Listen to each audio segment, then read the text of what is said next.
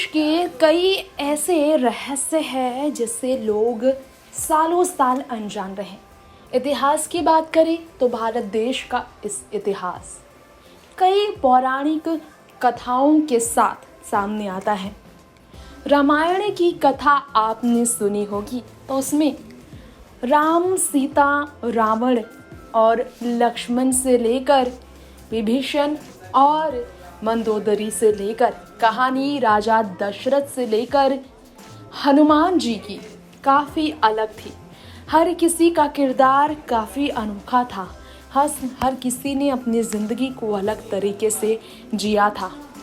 आज हम आपको हमारे खास इस रिपोर्ट में बताने जा रहे हैं सीता माता और रावण की एक ऐसी सच्चाई जो शायद आप जानते भी ना हो। आज हम आपको बताना चाहेंगे कि एक कथन जो काफ़ी मशहूर हुई थाईलैंड के रामायण को लेकर। उसमें कहा गया कि सीता रावण की बेटी थी। भविष्यवाणी के बाद रावण ने ज़मीन में उन्हें रख दिया था। ये कहा जाता है भविष्यवाणी में ही यही लड़की तुम्हारी जिंदगी का अंत का कारण बनेगी। ये बात रावण को पता चली थी, इसलिए देवी सीता को जनक के घर में आना था, क्योंकि रावण ने उन्हें दूर कर दिया था। रावण ने कभी भी देवी सीता के साथ गलत व्यवहार नहीं किया था।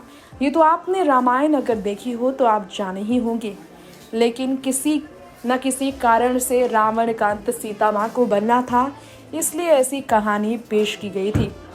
राम की जिंदगी की बात करें तो 125 अलग अलग रामायण लिखी जा चुकी है।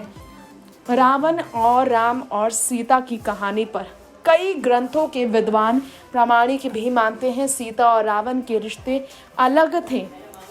इसमें सीता माता के साथ रावण की दुश्मनी नहीं थी।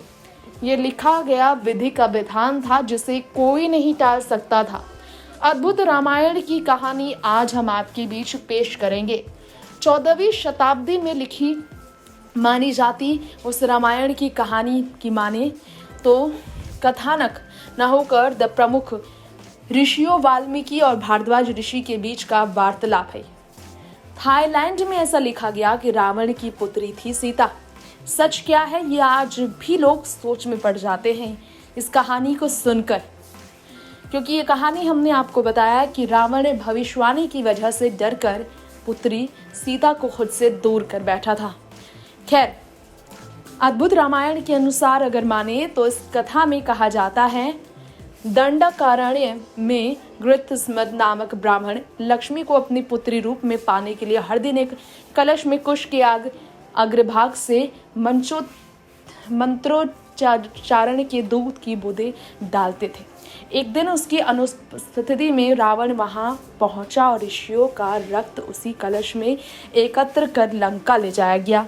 कलश को उसे मंदोदरी के संरक्षण में दे दिया, ये कहकर कि ये तिषक्ष विष है, सावधानी से रखें। ऐसी ही कहानी है। धरती पुत्री सीता नहीं थी, मंदोदरी की पुत्री थी। सच्चाई इस कहानी की आपको मालूम नहीं होगी कि मंदोदरी आखिर क्यों रावण की ये पत्नी मंदोदरी सीता को इतना ज़्यादा प्यार देती थी। मंदोदरी ने सीता माँ का इसलिए ख्याल रखा, अशोक वाटिका में दिन रात उनकी हर वक्त चिंता की, क्योंकि ये रिश्ता ही माँ बेटी का था। ऐसा एक कथन में लिखा गया है। रावण विहार करने सह्याद्री पर्वत पर चला गया था। सह्याद्री पर्वत की अगर बात करें तो वहाँ रावण की उपेक्षा से दुखी होकर ही मंदोदरी ने अपनी जिंदगी का चाहा। कहा जाता है कि उस वक्त काफ़ी कुछ हुआ था। अनजाने में ही मंदोदरी जो है गर्भवती हुई थी।